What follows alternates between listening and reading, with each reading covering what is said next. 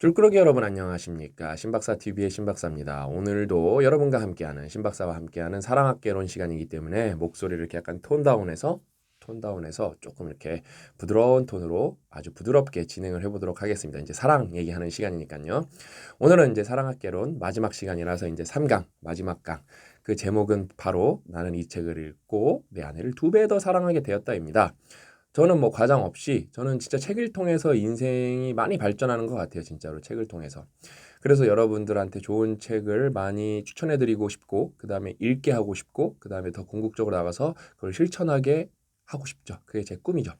그래서 오늘도 그냥 제 뇌피셜이 아니라 오늘도 제가 왜 2배를 더 아내를 사랑하게 되었나 이 책을 읽고 러브 팩츄얼리 로라 문차 작가님이 쓰신 러브 팩츄얼리를 읽고 왜 아내를 더욱 사랑하게 되었는지 제가 원래 책 맨 처음 소개하는 영상에서 53년이라는 숫자의 수수께끼를 드렸는데 저는 잘 압니다. 95%의 졸꾸러기는 책을 구매해서 읽지 않습니다. 왜냐면은 첫날 책 나가는 숫자라는 게 조금 이렇게 우리가 추산을 해보면은 졸꾸러기 중에 95%까지는 아니구나. 한 80%겠구나. 그러니까 구독자죠, 구독자. 책을 읽는 사람은 졸꾸러기고 그 구독자분의 대부분은 책을 안 읽기 때문에 그래도 구독자를 제가 또 아끼는 마음, 졸꾸러기는 뭐 진짜 애정하고 그래도 구독자를 아끼는 예비 졸꾸러기도 제가 아끼는 마음이 있기 때문에 그 53년이라는 엄청난 숫자의 비밀에 대해서 말씀드리도록 하겠습니다. 그러려면 이제 좀 여러분이 제 아내랑 저랑 이제 사귄 배경에 대해서 좀 알면 좋잖아요. 저랑 제 아내는 소개팅이 아니라 선으로 만났어요. 선. 왜 소개팅이 아니냐? 이게 좀 웃겨요, 개념이. 소개팅은 이제 친구가 해주면 소개팅이잖아요.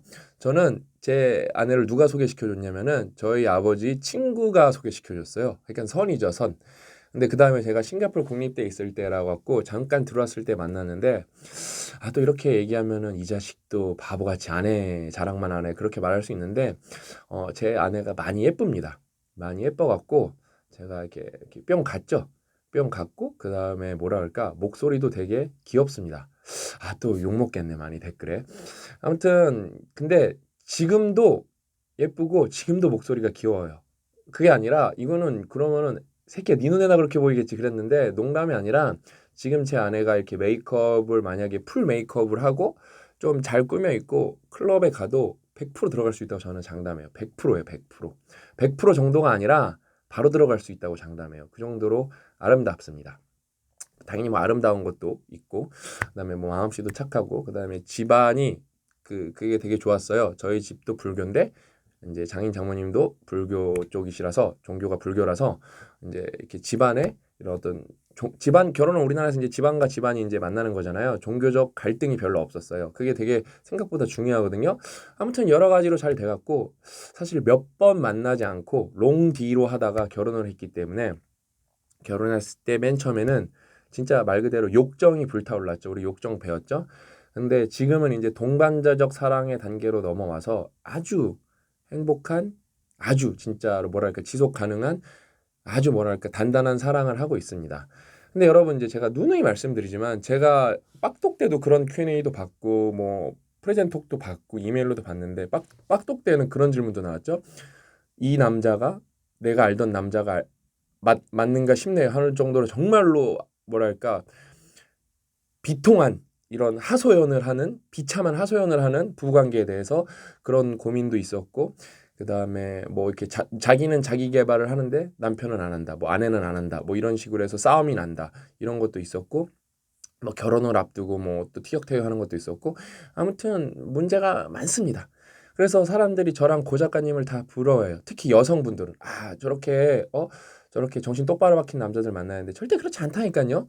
절대 그렇지 않아요, 여러분. 그게 여러분은 우리가 방송에 나오는 정제된 모습만 보기 때문에 그래요. 저도 게으르고 뭐 더럽고 말 안 듣고 그래요. 고 작가님은 여러분 뭐예요? 게임하다 학교 잘린 남자였어요. 그러니까 다 사람은 좋은 것만 봐요. 편향이 있어요. 편향. 편향이 있어. 그다음 남의 인생은 쉬워 보이고 남의 인생은 좋아 보입니다. 그러니까 그거를 봐봐요. 여러분 세상에서 제일 무서운 편향 중에 하나가 손실회피 편향이라서 연봉 6,500, PS랑 주말 수당 합치면 1억이었는데 세전 수익 1억인데 그걸 그만둘 때 어떤 정상적인 아내가 그거를 되게 좋아했겠어요. 미쳤다 그러지. 그런 과정도 있었고 그다음에 진짜 1년 넘게 돈도 못 벌었고 그다음에 처음 잘 됐을 때 악플이 많이 달려서 가족들이 피해를 많이 받고 정서적으로 아무튼 뭐 여러 가지 여러분 문제가 많았고, 근데 이제 여러분 저는 되게 좋은 게 뭐냐면은 여러분이랑 계속 독서를 하고 공부를 하고 싶은 이유 중에 하나가 뭐냐면은 제가 이제 설문조사를 보니까 뭐 전 세계적으로 모든 부부는 모든 이런 부부 관계는 연인 말고 부부는 두 가지 때문에 싸운다고 해요. 돈이랑 양육. 돈이랑 양육 때문에 싸운다고 해요. 근데 저랑 와이프는 상대적으로 양육에 대해서는 덜 싸웁니다. 특히 고 작가님네도 비슷합니다. 여전히 싸우는 부분이 있어요. 없진 않아요. 왜냐면 서로 그거는 둘 다 딸과 아들을 사랑하기 때문에 그렇습니다. 근데 저랑 고 작가님이랑 그 양육에 대한 지식이 훨씬 많고 그것도 양쪽 안에 다 그거에 대한 믿음이 있기 때문에 그건 확실히 덜 싸우는데, 돈도 옛날보다 훨씬 많이 벌잖아요. 고 작가님들도 저도 여전히 싸웁니다. 근데 이제 상대적으로 덜 싸우죠.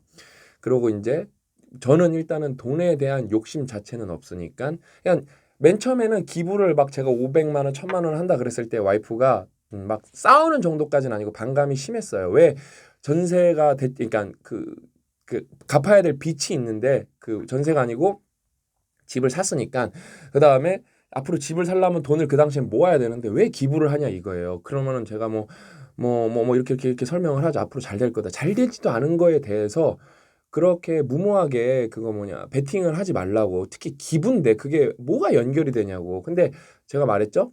베팅하지 않은 자와는 말도 섞지 말아라. 근데 제가 되게 그거를 열심히 설명을 했어요. 무슨 삼성에서 진짜 상무님한테 설명하듯이 설명하니까 아내가 수긍을 하고 그다음에 그거에 긍정적인 부분, 그다음에 그게 체화와 연결됐을 때 이 사회에 우리가 어떤 희망이 되고, 그다음에 제가 이제 남편이잖아요. 자기가 가장 사랑하는 남자가 그래도 후회는 남기지 않고 죽겠구나, 죽어도. 그런 걸 알았기 때문에 흔쾌히 승낙해줬죠. 그래서 더 좋고 진짜 동반자적 사랑으로 정말 오래 갈 수 있다고 저는 믿게 되었죠. 아무튼 되게 뭐라 그럴까, 짧게 연애를 하고 롱디로 하고 결혼을 했기 때문에 맨 처음에는 욕정만 이렇게 좀 불타오르다가, 처음에는 왜냐면 되게 짧게 만나고 결혼을 했거든요. 만난 총 날짜 숫자로는 100일도 안 만나고 결혼했어요. 그 기간이 1, 2년이 넘는 거지 왜냐면 떨어져 있으니까요. 그렇게 해서 결혼을 했는데, 결혼을 하고 나니까 이제 안 보이는 게 보이니까 어떻게 됩니까? 안 보이는 게 보이면서 욕정이, 호르몬이 쫙 빠지면서 어떻게 되죠? 나쁜 게 많이 보이면서 엄청 많이 싸웠습니다. 지금도 많이 티격태격 한다니까요. 티격태격해요.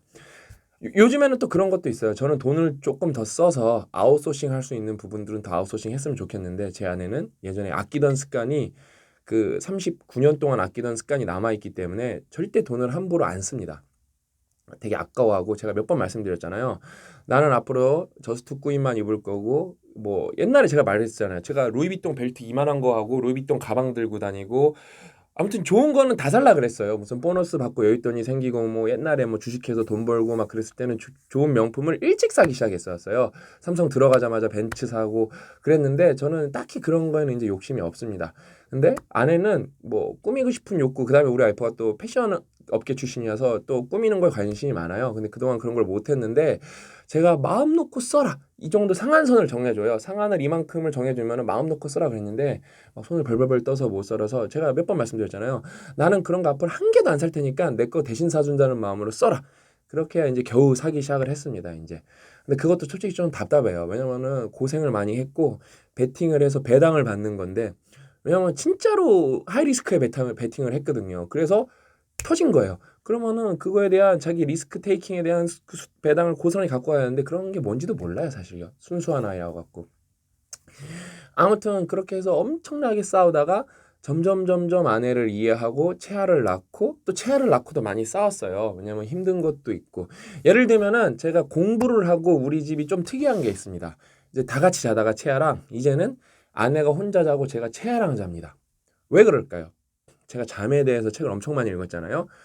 저희 와이프가 아픈 데가 많아요. 한포진 있죠. 그 다음에 아픈 데가 엄청 많아요. 그래서 감기도 잘 걸리고 면역력도 약하고. 그래서 내가 이게 왜 그럴까? 왜 그럴까? 그래서 운동도 시켜보고 다 해봤는데 뭐 검사했는데 딱히 나오는 게 없는데, 잠이 원인인 걸 알았어요. 우리 채아가 잠버릇이 진짜 오지게 심하거든요. 그래서 막 불러오고 엄마 차고, 그다음에 저희 와이프가 엄청 예민해요. 그래서 자꾸 깨는 거예요. 그래서 한 번도 결혼하고 다 같이 자면서 이렇게 그 아기를 낳고 나서 딥슬립을 해본 게 아니에요. 그래서 제가 결단을 내렸죠. 너 이렇게 자면은 죽는다. 그래서 채아는 내가 데리고 잘 테니까 너가 건강을 완벽하게 회복할 때까지, 너가 건강을 완벽하게 할 때까지 너 밤에는 너의 자유시간을 가. 너 혼자 자라. 내가 채아는 데리고 자겠다. 그래서 저희 집은 제가 채아를 데리고 자고, 이렇게 집이 침대에 있으면 귀탱이가 이렇게 있어서 이렇게 안방에 이렇게 코너가 엄청 깊숙하게 들어가거든요. 저는 구석에 거기가 와이프 화장대예요. 제가 나중에 사진 찍어서 보여드릴게요. 저는 와이프 화장대에서 기린이라고 제 친구가 있거든요. 기린이 스탠드를 요만한 걸 껴놓고 거기서 채아를 재놓고 어 이렇게 그거 뭐냐 책을 봅니다. 근데 실제로 채아가 침대에서 자다가 한번 떨어진 적이 있어서 제가 와이프한테 양심 고백했거든요. 채아 자다 떨어졌다고 뒤지게 맞을 뻔했죠, 이제. 그래서 이렇게 옛날에는 노래 들으면서 이렇게 책 읽고 클래식 들으면서 그다음에 뭐 피아노 그거 OST 같은 거 들으면서 했는데 이제는 그것도 못 듣고 그냥 온전히 책만 봅니다. 아무튼 이렇게 공부를 했기 때문에, 그러니까 옛날에는 만약에 그걸 몰랐으면 다 같이 우리 가족이니까 함께 자야 되지 않겠냐 이런 말도 안 되는 사고방식 때문에 어때요? 다 같이 자면서 와이프는 계속 지치는 거예요. 왜냐면 사람은 다 다른데. 그런 거를 이해해 가면서 싸움이 확 줄어들었죠. 진짜 확 줄어들었어요. 확 줄어들었습니다. 그리고 제가 오늘 왜 와이프를 더 사랑하게 됐는지, 저는 와이프를 사랑하는 줄 알았는데 궁금해요. 내가 정량적으로 우리 아내를 얼마나 사랑하고 있을까? 저는 항상 모든 걸 수치하는 걸 되게 좋아하는데 그걸 알 방법이 없는데 이 책에서 배웠습니다. 그게 바로 53이라는 숫자입니다. 제가 읽어드릴게요. 어딨냐? 뒤니까 예, 여기 찾았습니다. 연구진은 미국인들의 변화하는 삶 연구에서 연구진은 미국인 전체를 대표하는 사람 수천 명을 인터뷰했는데 그중 768명이 3개월 전에서 60년 전 사이에 배우자를 잃은 사람들이었다. 여기 레퍼런스도 294번으로 있어요. 여러분 보시면 됩니다. 연구 진행 방식을 놓고 갑론을박을 할 때 일부 연구원들은 사별 후 10년이 지난 사람에 대해서 묻는 건 별 의미가 없다고 생각했었다. 이렇게 말했어요. 맞죠? 저도 이거에 맨 처음에 끄덕끄덕 했어요. 맞아. 10년 되면 무뎌지지 않나? 다 있지 않나? 그렇게 생각했습니다. 근데 그러나 결국 사별 후 10년이 지난 사람에 대해서도 묻기로 했는데 그 과정에서 그들은 사람을 잃은 슬픔이 수십 년 간다는 사실을 알고 놀라지 않을 수 없었다. 그러니까 여러분 데이터가 짱이에요. 그냥 연역 추리의 시대는 끝났습니다. 이제 귀납 추리밖에 안 남았어요. 이 연구에서 연구진은 파트너가 세상을 떠난 날, 파트너의 생일 또는 다른 중요한 기념일 등에서도 살펴보았다. 그러니까 그런 날이 되면 파트너가 죽었을 때 느낀 그런 슬픔과 외로움을 느끼는지를 물었던 것. 그 결과 이런 기념 반응이 거의 완전히 사라지기까지는 평균 약 53년이 걸렸다. 무려 53년이. 이거 지금 읽고도 눈물 날라 그래요. 그러니까 무슨 뜻인지 아시겠죠? 그러니까 맨 처음에 연구진들이 연구를 하려고 연구 설계를 할 때, 야, 10년 넘은 사람은 물어볼 필요 없지 않냐? 이렇게 한 거예요. 근데 몇 쌍을 물어봤다 그랬지? 어디 갔어? 여기 있다. 768명을 물어봤는데 768명을 물어봤는데 어때요? 그러니까 이런 기념일 있잖아요. 결혼 기념일 아니면은 죽은 배우자의 생일. 갑자기 또 눈물 날라 그래. 이런 사람들의 그런 날에 어떤 이런 반응이 어떤 반응이라던 그게 완전히 없어지는 데는 그거를 이제 53년은 어떻게 하냐면 이렇게 그 반응 정도로 해서 플러스를 해서 0이 되는 거를 이렇게 그림을 해서 0 지점을 이걸 예측한 걸 거예요. 아마 그렇게 해서 쭉 플러스를 해보니까 몇 년이다? 완벽하게 사라지는데 53년이나 걸린다는 거예요. 그래서 저는 진짜로 몰랐죠. 여러분 우리가 그 속담은 알고 그 속담은 많이 경험해 본 분들이 알아요. 있는 거는 모르지만 없는 거는 잘한다. 진짜 없어져야 사람들은 그 소중함을 깨닫거든요. 자꾸 눈물이 나오려 그러는데 없어져야 그 사실을 깨닫는데 저는 진짜 제 아내를 지금도 사랑한다고 말할 자신이 있는데 와, 내 아내가 만약에 지금 운이 없어서 죽는다면은 내가 이 친구를 완벽하게 있는데 53년이라는 시간이 걸린다는 거예요. 그러니까 사랑에 한번 빠졌던 사람은 이제 여기 욕정부터 해서 그 가장 큰 쾌락이라고 나오잖아요. 그러니까 제 인생이 바뀌는 거죠. 그래서 여기서 조금 철학적으로 들어가 보면은, 그러니까 막 요즘에 나는 혼자 사는 게 좋아. 맞아요. 혼자 사는 것도 좋은 부분이 있어요. 그거는 저도 동의합니다.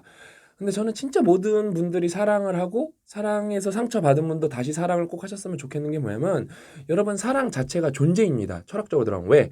사랑을 했기 때문에 누군가와 사랑을 해서 생물학적 관계를 맺었기 때문에 우리라는 존재가 지금 여기에 있는 것입니다. 그러니까 사랑은 우리의 존재의 뿌리의 시작이에요. 사랑이 없었더라면은 우리는 존재할 수가 없습니다. 결국에는 우리의 존재론에서 가장 중요한 게 사랑인데 그거와 맞닿아 보지 않는다. 그러니까 내가 거꾸로 그 길을 돌아갈 수는 없지만 내가 직접 누구를 만나서 누군가의 존재론의 시작이 되는 거예요. 이건 되게 좀 철학적인 개념이거든요. 그런 인생에서 우리가 할 수 있는 궁극적인 경험이 그거를 제대로 이해하지 못해서 그거를 포기한다? 너무 안타까운 거예요. 그다음에 이거를 읽고 부모님이 너무 많이 생각이 났어요. 저는 이제 장인 장모님 엄마 아빠가 다 건강하게 살아 계시는데 그분들은 남편이나 아내가 죽을 걸 당연히 알고 있습니다. 근데 죽는다는 거는 당연한 사실이지만 받아들이는 거는 당연할 수가 없거든요. 여기서 보면은 뭐라고 나냐면 잠깐 제가 그건 안 읽어드리려고 그랬는데 제가 또 앞에 표시해 놓은 거 있는데 표시해 놓은 게 아니고 앞에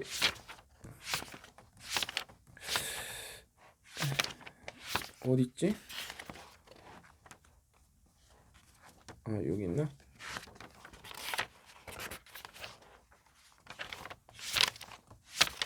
여기 있다.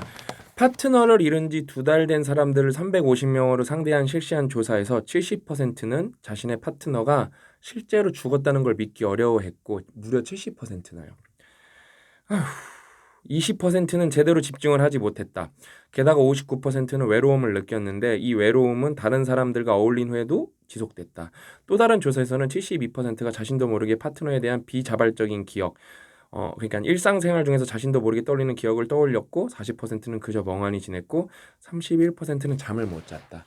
그러니까 이게 저희 부모님 이제 이게 두 커플의 부모님이 겪으셔야 될 일이거든요. 그러니까 너무 제가 아들로서 이제 사위로서 너무 괴로운 거예요 벌써. 그러니까 다 두 커플 다 옥신각신 아직도 하시는데 누군가 죽는다는 게 당연한 사실이지만 우리는 그걸 되게 당연하게 받아들일 수가 없거든요. 그래서 진짜 이 방송을 보시고 진짜 여러분이 사랑에 대해서 뭔지 진지하게 생각해 보시면 좋겠고 그다음에 그냥 단순하게 머릿속으로 뇌피셜로만 생각하는 게 아니라 이런 책 읽어가면서 여기 정말 수많은 인터뷰가 나오거든요. 뭐라 그랬지? 수백 명. 그다음에 8살부터 95살까지 인터뷰를 했고 그다음에 여기에 레퍼런스만 여러분 1000개가 넘어요. 그러니까 그런 과학적 근거 그다음에 통계적 근거를 보면서 진짜 사랑이란 게 이런 거고 내가 지금 무엇 때문에 오늘 아내랑 싸웠는데 그분 이제 여러분의 배우자가 죽으면은 그 사람을 완벽히 잊으려고 노력을 해도 잊어내는데 이게 개인 편찬이 있겠지만 무려 53년이나 걸린다는 사실을 아셨으면 좋겠습니다.